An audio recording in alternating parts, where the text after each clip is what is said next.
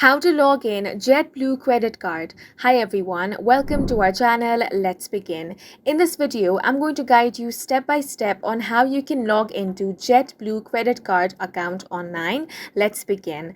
The first step is to open up any web browser. I have opened Google Chrome.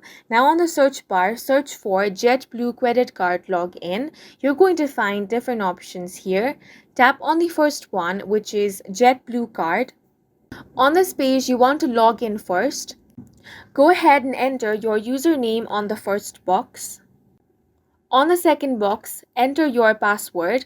If you want your username to be remembered, check the box that says Remember Username. Only do this if you are using a personal computer or mobile device. Now tap on the Login option. If all the details are correct, you will be successfully logged into your JetBlue credit card account.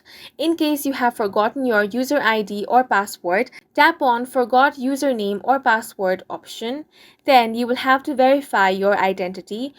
For that, you will have to enter details such as the last 4 digits of your social security number, date of birth, 16-digit account number on your card. Once you have entered all the details, tap on the Continue option, then follow the on-screen prompts in order to retrieve your username or reset your password.